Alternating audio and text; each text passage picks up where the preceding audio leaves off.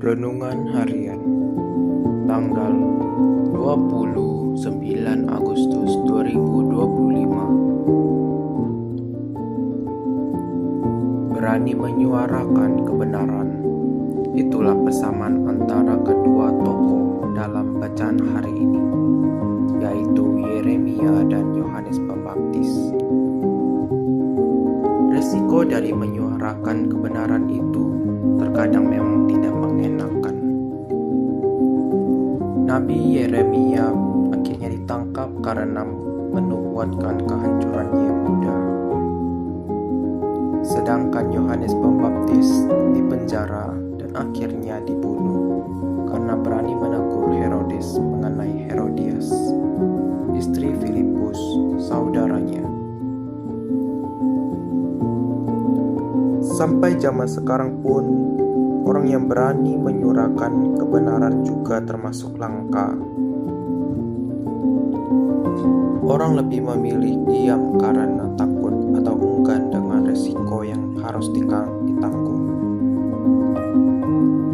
Saksi kunci dalam sebuah persidangan pun seringkali membutuhkan pengawalan ekstra karena dikhawatirkan karena akan diserang bahwa dibunuh oleh pihak lawan. Atau tidak perlu jauh-jauh, sebuah pertanyaan bagi kita pribadi. Beranikah menegur atau menasihati teman atau saudara yang kita tahu dengan pasti melakukan sebuah kesalahan? Sulit, karena resikonya bisa dibenci, dianggap sok suci, hanya iri hati, ikut campur urusan orang, atau bisa juga beralasan bahwa diri sendiri juga banyak dosa, sehingga tidak berani menegur teman yang bersalah. Dulu pernah ingin menegur seseorang teman karena gaya hidup yang dilakukannya. Namun, saya juga takut dibenci olehnya karena dianggap hanya iri kepadanya. Akhirnya saya memutuskan bahwa itu bukan urusan saya dan tidak jadi menegurnya. Lalu suatu saat dia menghadapi kejatuhan yang cukup parah dan ada penyesalan dalam diri ini karena waktu itu saya tidak jadi menegurnya.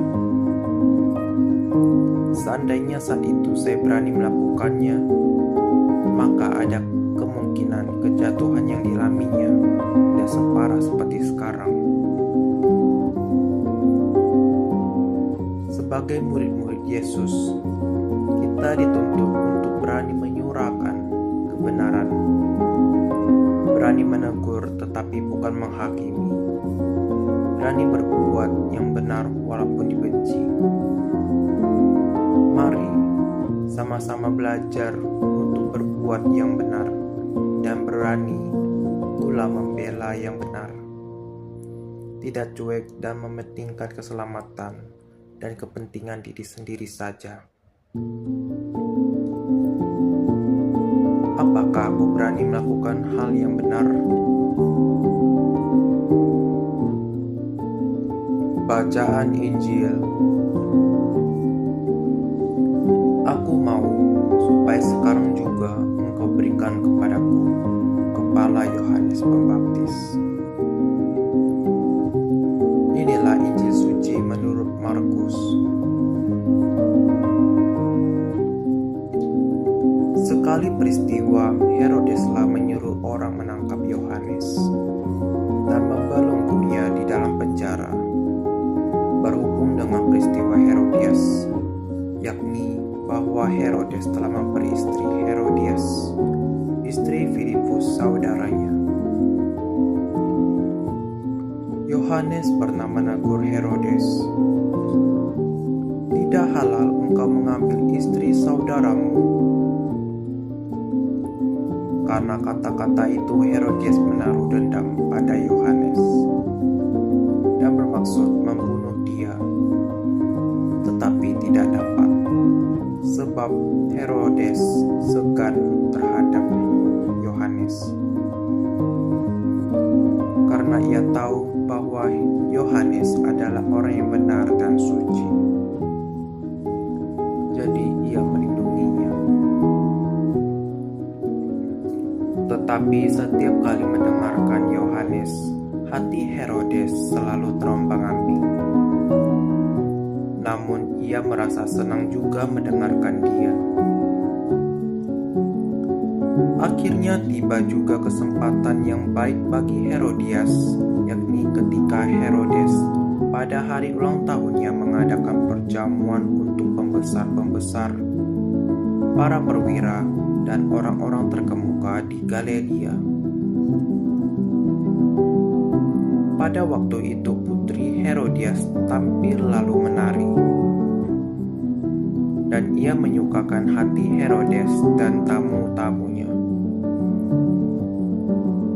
Maka raja berkata kepada gadis itu, "Minta daripadaku apa saja yang kau ingini, maka akan kuberikan kepadamu." Lalu Herodes bersumpah kepadanya,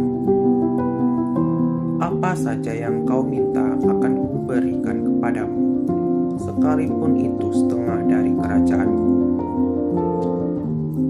Anak itu pergi dan menanyakan kepada ibunya, "Apa yang harus kuminta?" Jawab ibunya, "Kepala Yohanes Pembaptis." Maka cepat-cepat ia pergi kepada raja dan meminta,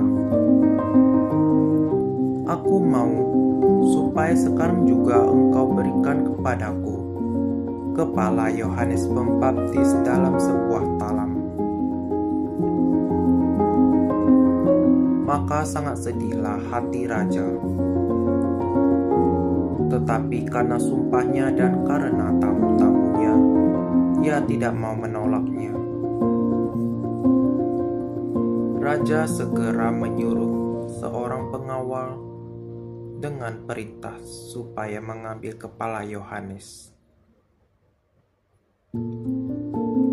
Orang itu pergi memenggal kepala Yohanes di penjara.